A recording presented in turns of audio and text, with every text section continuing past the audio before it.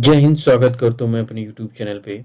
आज हम group D जो हमारा पेपर आने वाला है रेलवे ग्रुप डी का, उससे रिलेटेड हम लोग क्वेश्चनों पे चर्चा करेंगे। और ये हमारा 7वां पार्ट रहेगा, यानी 7वां वीडियो रहेगा, जिसमें हम लोग 15 से 20 क्वेश्चन पे चर्चा करते हैं और जिसमें जीके, जीएस, रीजनिंग और मैथ के क्वेश्चन मिलते हैं आपको। ठीक है। और करंट अफेयर्स के भी रहते हैं, लेकिन करंट अफेयर्स का जो है रहता है वो 2022 के रहते हैं, लेकिन हमें लेना है 2025 के करंट अफेयर्स के बारे में चर्चा करनी है। तो इसके लिए मैं अलग से वीडियो अपलोड करता रहूंगा, आप लोग उसको जाके देख सकते हैं। लेकिन इसमें जीके, जीएस और जो भी साइंस से रिलेटेड क्वेश्चन है वो सारे मिलेंगे। रेलवे जो जिस तरह से क्वेश्चन पूछता है वो सारे क्वेश्चन मिलेंगे। साथ में आपको इसमें रीजनिंग और मैथ के भी क्वेश्चनों पे चर्चा हम लोग कर देंगे, ताकि ए टू जेड आपको चीज़ों मिलती रही। तो आपको क्या करना है, चैनल को पहले तो सब्सक्राइब करना है, वीडियो अच्छी लगती है तो उसको लाइक कीजिए और अपने दोस्तों से भी शेयर कीजिए। ठीक है। और चैनल को जरूर सब्सक्राइब कर लीजिए। तो चलिए हम लोग देखते हैं कि कौन कौन से क्वेश्चन इस वीडियो में आप सभी को देखने वाले हैं। ठीक है, मिलने वाले हैं। तो पहला क्वेश्चन है, कह रहा है कि एक वर्ष पूर्व साकेत और तिलक की आयु का क्रमशः अनुपात 5:6 था। ठीक है। 4 वर्ष बाद यह अनुपात 6:7 हो जाएगा। ठीक है। तो साकेत की वर्तमान आय ज्ञात कीजिए। हमें किसकी जो है वर्तमान आय ज्ञात करनी है, साकेत की। तो इनका अनुपात दे रखा है। ठीक है। तो अनुपात में हम लोग क्या करेंगे, पहले लिखेंगे साकेत और तिलक की अनुपात। अनुपात दिया है 5 आपका दिया है यहाँ पे 6 दिया है। ठीक है। तो हम लोग इसको x मान लेते हैं, तो ये कितना हो जाएगा 5x। ठीक है। और उसके बाद अनुपात आपका 6x हो जाएगा। Got it. ठीक है। तो अब इनकी वर्तमान आय की हम अगर बात करें, ठीक है, तो वर्तमान आय में क्या होगा, वर्तमान आय इनका एक एक बढ़ जाएगा। ठीक है। कह रहा है एक वर्ष पूर्व की बात कर रहा है, तो एक वर्ष पूर्व का मतलब होता है 1 साल पहले की बात कर रहा है। तो कोष्टक में क्या हो जाएगा 5x। ठीक है। और +1 हो जाएगा, और उसके बाद यहाँ पे आपका हो जाएगा 6x और आपका +1 हो जाएगा। ठीक है। ये आपका हो गया। 4 वर्ष बाद यह अनुपात कितने बदल जाता है, 6:7 हो जाता है। ठीक है। 4 वर्ष बाद, तो 4 वर्ष बाद हम इसी में 4 जोड़ देते हैं। ठीक है। तो क्या हो जाएगा, ये 5x और +1 और फिर +4 हो जाएगा यहाँ पे। ठीक है। इसको हम लोग जोड़ दिए, कितने वर्ष बाद है, 4 वर्ष बाद की बात घटना हो रही है ये। तो अगला अनुपात ये हो जाएगा 6x, ठीक है, +1 और +4। Got it. तो इनको जब जोड़ेंगे तो जाएगा ये 5x और प्लस हो जाएगा ये 5 हो जाएगा, और ये कितना हो जाएगा 6x और प्लस हो जाएगा आपका 5 हो जाएगा। करेक्ट। ये आपका हो गया। फिर आगे कह रहा है कि यही अनुपात कितना है, जब 4 वर्ष बाद ये अनुपात कितना हो जाएगा 6:7 हो जाएगा। तो आपका 6:7 हो रहा है। ठीक है। अब इनका हम लोग क्या कर देंगे, गुणा कर देंगे। ठीक है। तो जब बराबर करेंगे, इक्वल करेंगे, तो आपका कितना आएगा यहाँ पे, आप इसको देखिए। देखिए ये हो जाएगा आपका 5x + 5 हो जाएगा, और बटे आपका हो जाएगा 6x। ठीक है। और +5 बराबर किसके हो जाएगा, ये बराबर होगा आपका 6/7 के होगा। ठीक है। अब लोग तिरछा गुणा कर देंगे तो कितना होगा, 7×5 = 35x और +25x हो जाएगा। ठीक है। और ये कितना हो जाएगा, 7×6 = 36 और प्लस आपका 5x। तो जब इसको हम घटाएंगे, 36 में से 35 घटाएंगे तो x बराबर कितना आएगा, x बराबर आपका आएगा 5 आएगा। कितना आएगा, 5 आ गया। ठीक है।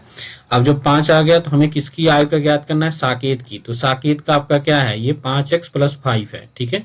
5x + 5 है। जब इसमें हम लोग रखेंगे 5x + 5 में, तो 5x का मान कितना है, 5 है। तो 5×5 = 25 और 1 आपका ऑलरेडी आपका जुड़ जाएगा ये, तो कितना हो जाएगा 25 × 1 = 26। तो आपका आंसर नंबर 4 आपका करेक्ट आंसर हो जाएगा। बहुत आसान तरीके से आप इसको सॉल्व कर सकते हैं। ये तो मैंने थोड़ा सा जो है बड़ा मेथड बताया आप सभी को, ताकि चीजें आसानी से क्लियर हो के आपको समझ में आए। जैसे हमने ये जो समीकरण बनाया था ना, इसमें आपको रख देना है 5x + 1 में रख देना है x की वैल्यू, तो आपका 26 वर्ष आपका आ जाएगा। ठीक है। अगला क्वेश्चन है, कह रहा है 3 कथन और उसके बाद 2 निष्कर्ष 1 और 2 दिए गए हैं। कथनों को सत्य मानते हुए विचार करें, भले ही वे सामान्यतः ज्ञात तथ्यों से भिन्न प्रतीत होते हैं, और बताएं कि कौन से निष्कर्ष तार्किक रूप से कथनों का पालन करते हैं। तो कथन क्या कह रहा है, कह रहा है कोई कंप्यूटर मार्कर नहीं है। ठीक है। ये कंप्यूटर है और कह रहा है कि कोई भी कंप्यूटर मार्कर नहीं है। ठीक है। कह रहा है सभी इरेजर मार्कर है, मान लीजिए इरेजर है, सभी इरेजर क्या है, ये मार्कर हो गए। सभी पेन इरेजर हैं, सभी पेन जो है इरेजर है। अब देखिए सभी पेन जो है इरेजर है, तो इसके ऊपर हम लोग फिर एक ऐसे बनाएंगे, सभी पेन इरेजर है। अलग से भी हम एक चीज बनाएंगे, यहाँ पे एक गोला बनाएंगे और इसके ऊपर सभी इरेजर एक पेन बना देंगे।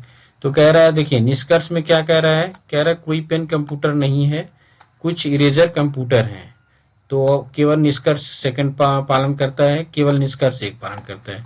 कह रहा है देखिए कोई भी पेन कंप्यूटर नहीं है, कोई भी पेन कंप्यूटर नहीं है, तो इसका मतलब ये आपका दूसरा नंबर आपका राइट आंसर होगा यहाँ से, कि कोई केवल निष्कर्ष एक पालन करता है, बाकी दूसरा नहीं करता है। ठीक है।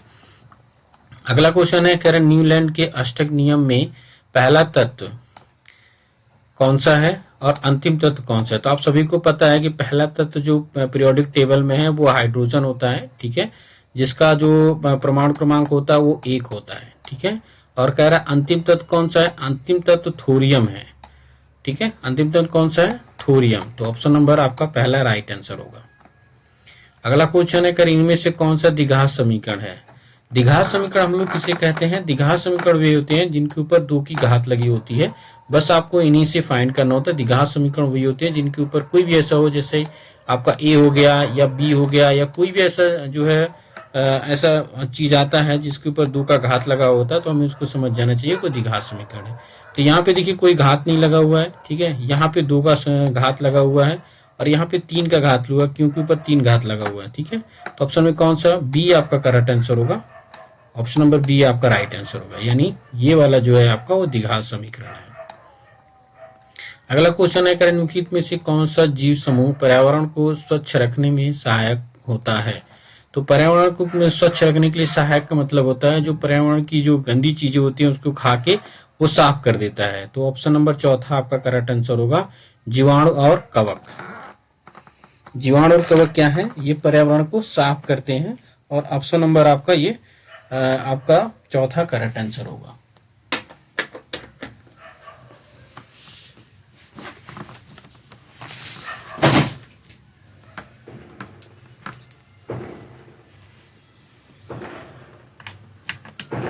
चलिए अगला क्वेश्चन की तरफ हम लोग आगे बढ़ते हैं, देखते हैं कौन कौन सा क्वेश्चन है। कह रहा है गोली दर्पण के मुख्य अक्ष के बारे में इनमें से कौन से कथन सत्य हैं। गोली दर्पण जो होता है इसके इनमें कौन से कथन सत्य हैं। कह रहा है यह दर्पण पर अभिलंब होता है, आपतन बिंदु हमेशा मुख्य अक्ष पर स्थित होता है, और तीसरा दिया है मुख्य फोकस हमेशा मुख्य अक्ष पर स्थित होता है। तो इसमें देखिए ये जो पहला वाला है ये सही है, और जो तीसरा वाला ये सही है। ठीक है, बाकी दूसरा गलत है। तो ऑप्शन नंबर पहला और दूसरा दोनों आपके सही है, यानी चौथा नंबर ऑप्शन सही है। यह दर्पण पर अभिलंब होता है और मुख्य फोकस हमेशा मुख्य अक्ष पर स्थित होता है। ठीक है, अगला क्वेश्चन है, कह रहे यदि किसी घन के एक फलक का परिमाप 24 सेंटीमीटर है तो उसका आयतन ज्ञात कीजिए। आपको पता है कि घन जो होता है उसका परिमाप क्या होता है। तो आपको पता है कि जैसे अगर आप परिमाप बराबर क्या होता है देखिए चारों भुजाओं का जो गुणनफल होता है वो परिमाप होता है। ठीक है, चारों भुजाओं का जो गुणनफल होता है वो परिमाप होता है, यानी 4s बराबर क्या हो गया आपका, यहाँ पे दिया है 24, ये आपका परिमाप है। तो s बराबर कितना हो जाएगा, 6 हो जाएगा, क्योंकि ये इसको डिवाइड करेंगे 6 चौक 24 तो 6 हो गया। ये आपकी एक भुजा का परिमाप निकल गया, इसको हम लोग सेंटीमीटर में ले लेते हैं। ठीक है, ये भुजा निकल गई। अब कह रहा है उसका आयतन ज्ञात कीजिए। तो v बराबर क्या होता है, आपको पता है v बराबर q होता है, किसका होता है, वो भुजा का q होता है। ठीक है, तो जो भुजा का हम लोग क्यूब करेंगे, यानी 36 का क्यूब 6 का क्यूब करेंगे तो आपका आ जाएगा 216 सेंटीमीटर क्यूब आ जाएगा। ठीक है, तो ऑप्शन नंबर चौथा आपका राइट आंसर होगा ये। अगला क्वेश्चन है, कह रहा है रमय एक बिंदु से चलना शुरू करता है और उत्तर की ओर 200 मीटर चलता है। तो पहले हम इस तरह से डायरेक्शन आप सभी को मैंने बताया है, पिछले वीडियो में मैंने 2-4 क्वेश्चनों पे चर्चा किया था। इसमें ये आपका नॉर्थ हो गया, ये आपका साउथ हो गया, ये आपका ईस्ट हो गया, और ये आपका वेस्ट हो गया। ठीक है, तो रमण ऊपर की तरफ जा रहा है, 200 मीटर चलता है, कितना चलता है 200 मीटर, यहाँ पे लिख देते हैं हम लोग। फिर वह बाएं मुड़ता है, तो बाएं मुड़ेगा तो इधर मुड़ेगा। ठीक है, 300 मीटर मुड़ता है बाएं, 300 मीटर बाएं मुड़ गया। ठीक है, फिर दाएं मुड़ता है, तो दाएं मुड़ेगा तो फिर ये ऊपर जाएगा। ठीक है, कितने मीटर चलता है? 400 मीटर चलता है। दाएं मुड़ के कितना मीटर चला? 400 मीटर चलता है। और पुनः वो दाएं मुड़ जाता है, पुनः क्या करता है? वो दाएं मुड़ जाता है और 300 मीटर चलता है। कितने मीटर चलता है? 300 मीटर। ये यहाँ से 300 मीटर चलता है। रमन आराम बिंदु से कितनी दूरी पे है? तो देखिए, ये तो यहाँ से यहाँ पहुंच ही गया। अब इसकी दूरी 400 है, क्योंकि इस आधार पे है। ये बराबर किसके हो जाएगा? इसके, यानी 400 है और 200 ये है, तो टोटल कितना हो जाएगा? 600। तो ऑप्शन नंबर दूसरा आपका राइट आंसर होगा। यहाँ से जो दिया है वो दूसरा दिया है इस बेस के आधार पे। ठीक है, चलिए अगला क्वेश्चन है, कह रहा है कि 36 सेंटीमीटर को किलोमीटर में बदलें। 36 सेंटीमीटर को किलोमीटर में बदलना है, तो आपको पता है कि 1 किलोमीटर में कितने मीटर होते हैं? 1000 मीटर होते हैं। कितने होते हैं? 1000 मीटर होते हैं। और 1 मीटर में कितने होते हैं? 100 सेंटीमीटर होते हैं। कितने होते हैं? 100 सेंटीमीटर। तो आप इसी से अनुमान लगा दीजिए। अब इसका गुणा करा देंगे हम लोग, तो कितना आ जाएगा? ये 1 के आगे 5 जीरो रख देंगे इस तरह से। ठीक है, और जब गुणा करा देंगे और दशमलव लगाएंगे तो आपका ये वाला यानी चौथा नंबर आपका सही आंसर होगा। 0.0003 3 बार 0 और 36 आपका ऑप्शन नंबर चौथा आपका राइट आंसर होगा। ठीक है, अगला क्वेश्चन है कि 2021 में विश्व कुश्ती चैंपियनशिप में रजत पदक जीतने वाली पहली भारतीय महिला होने का गौरव किसे प्राप्त किया? तो ऑप्शन नंबर 1 है अंशु मलिक। ऑप्शन नंबर पहला राइट आंसर होगा। अगला क्वेश्चन है, कह रहा उस संख्या का चयन कीजिए जो निम्नलिखित श्रेणी में प्रश्न स्थान पर आएगी। देखिए, पहले तो ऐसे कोई ऑप्शन तो दे दिया है 181, लेकिन आपको सॉल्व कैसे करना है इस चीज को ध्यान दीजिए। पहले तो हम ऐसे नंबरों को बड़े ध्यान से देखेंगे कि आखिर ये कहाँ पे मैच कर रहा है। ठीक है, तो देखिए यहाँ पे ना ही किसी का वर्ग है, ना ही कोई किसी का स्क्वायर है।